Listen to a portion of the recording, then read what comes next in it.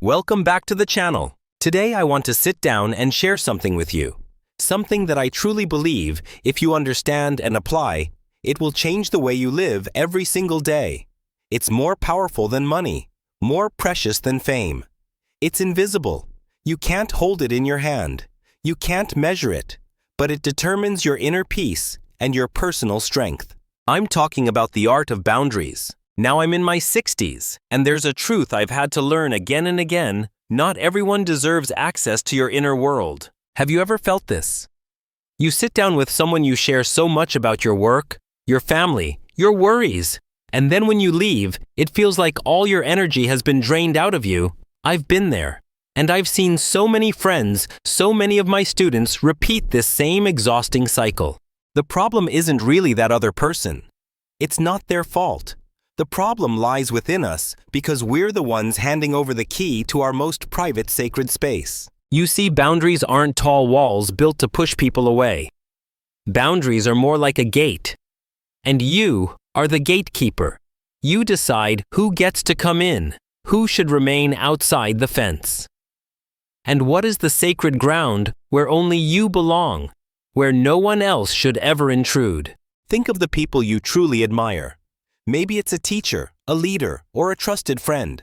They're not the ones who spill everything out for the world to see. They know when to share and when to hold back. That's part of why we respect them so much.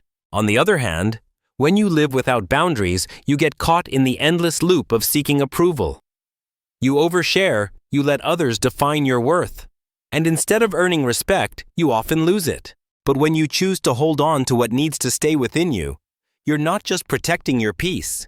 You're preserving something even rarer than success, your freedom and your inner calm. I remember one time, a close friend of mine, he was in his 50s, called me, his voice heavy with fatigue. He said, "I don't understand. The older I get, the more I feel pulled away from my own life. I say yes too often, I share too much, and now I don't have any energy left for myself." I listened quietly. Then I asked him just one question. Have you ever stopped to ask yourself, what am I keeping for me? There was silence, and then he sighed, probably nothing. You see, we often think that giving everything away is the best way to connect.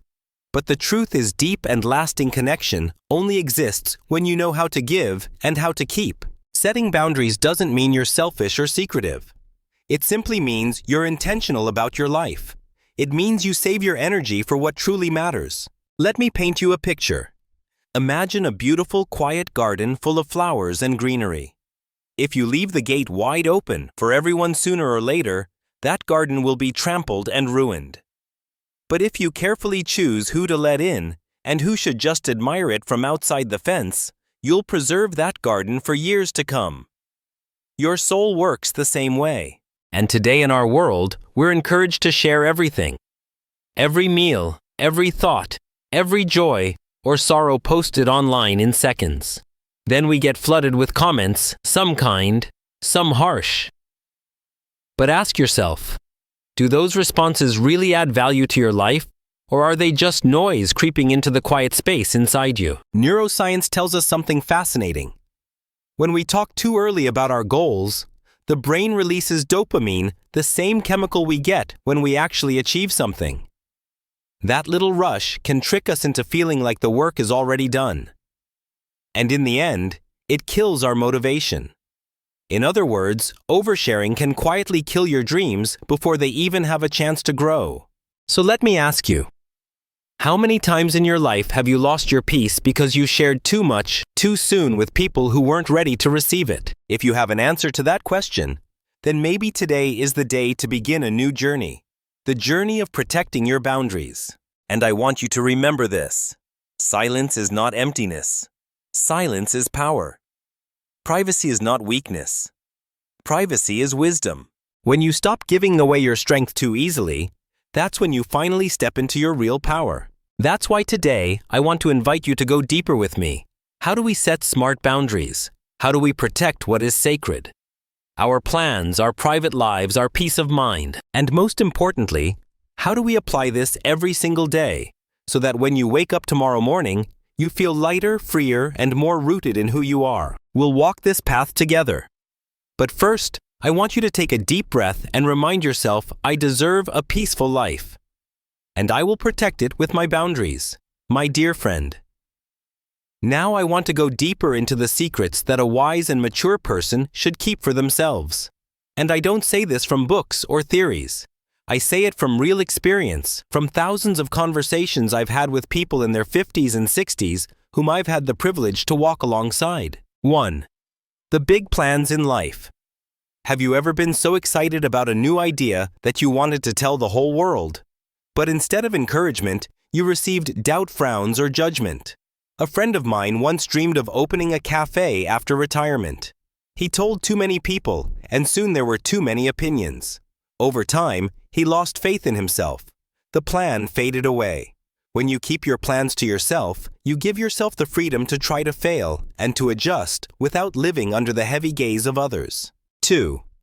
Family matters. Every family has struggles and conflicts, but not everything needs to be shared outside. I once met a couple who constantly complained about each other to their friends. What they didn't realize was that the more they spoke, the more they lost respect for each other in the eyes of others. Sometimes, silence itself is a form of love. Protecting each other's privacy is protecting the dignity of the family. 3. Personal finances. I've seen people boast about their income and possessions, but do you know what happened? They invited envy, judgment, and even exploitation.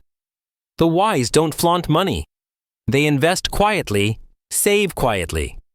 Because wealth isn't meant to be displayed, it's meant to be managed and protected. 4. Weaknesses and unhealed wounds. Some wounds take time to heal. If you expose them too soon, you may end up hurt again. One of my students once shared, I told an acquaintance about losing my job, and what I got was a look of pity. What he needed was encouragement, but what he received was judgment. Let your pain heal in silence. When you are stronger, you can tell the story as inspiration, not as an open wound. 5.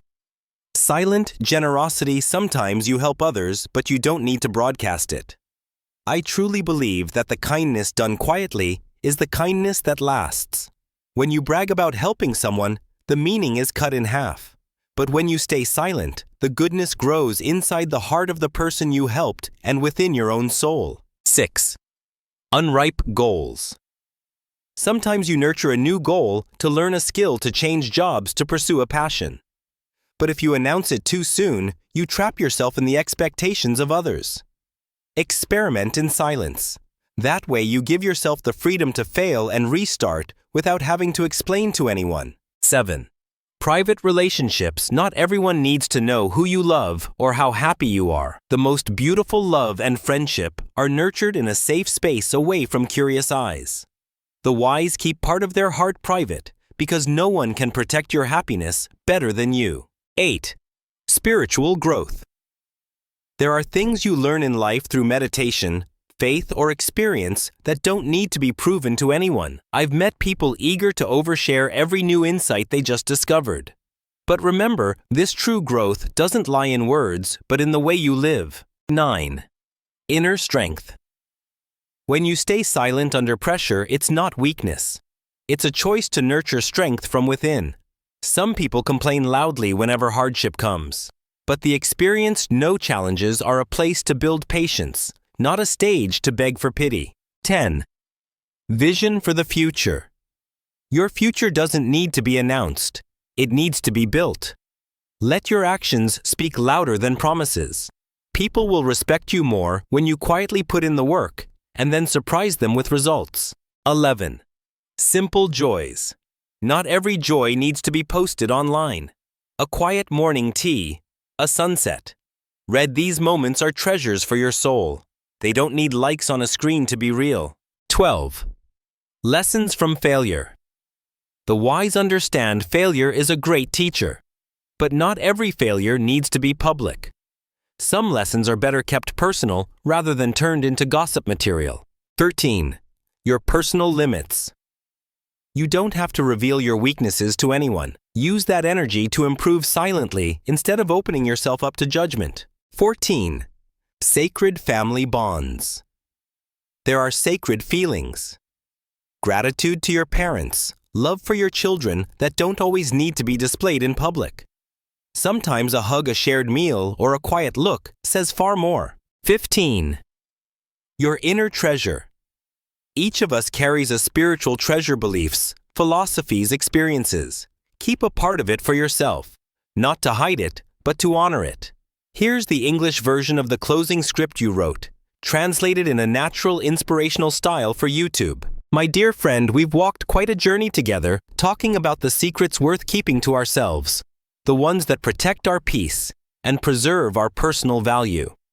And I know maybe right now you're sitting there wondering, am I sharing too much? Am I losing my peace by letting others walk too far into my private world? If you've ever asked yourself that question, you've already traveled halfway down the road to wisdom. Because those who never ask it often never realize what they are trading away their peace of mind for such little things outside. I want you to picture this. Your life is like a garden. Some flowers you gladly let people admire, take photos of praise. But there are also saplings that need shelter and quiet nurturing until they bloom in their own season.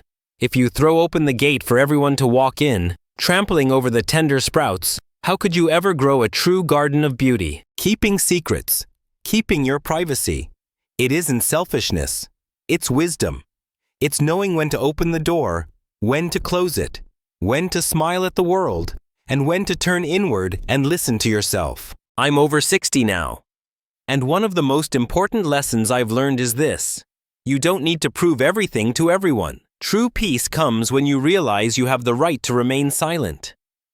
True respect comes when you stop giving everything away.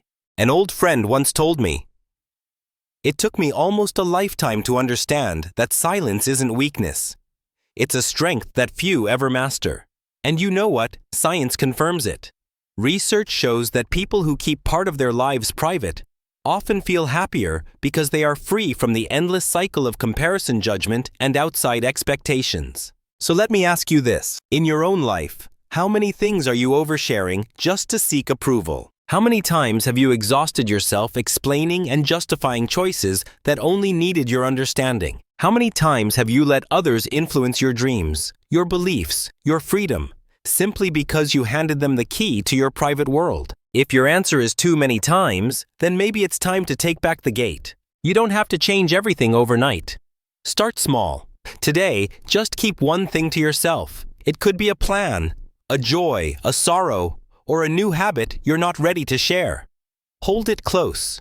Nurture it in silence, and you'll feel the difference. I remember a neighbor of mine, she's now in her 70s, once told me, "The day I stopped comparing, stopped boasting, stopped oversharing, that was the day I finally felt free." That sentence has stayed with me for years. And today, I want to pass it on to you. Let silence be your companion. Let privacy be your invisible armor.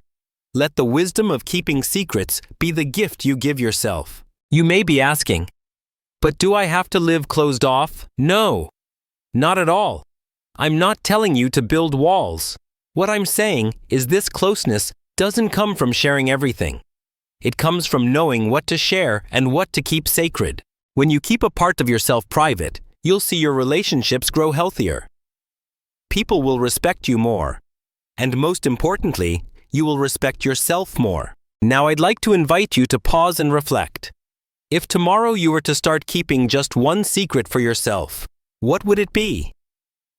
Would it be a plan? A quiet joy?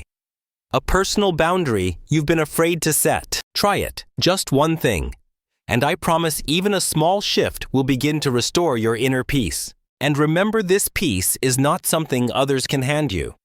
It's something you create, protect, and nurture within yourself day by day. If today's message resonates with you, I'd love for you to take one simple step. Leave me a comment below and tell me, what will you keep for yourself to protect your peace? I truly want to hear your answer, because your story may not only inspire me, but also inspire this whole community watching with you. And if you found this video helpful, don't forget to hit like, subscribe, and turn on the notification bell so you won't miss the upcoming videos where I'll keep sharing life lessons, personal growth insights, and wisdom to help you walk each day with more clarity and meaning. Finally, remember this: Life is not measured by what you share with the world, but by the peace you keep within. Protect your boundaries. Protect your peace. And protect the inner strength no one can ever take away from you. Thank you for being here with me today. I'll see you in the next video.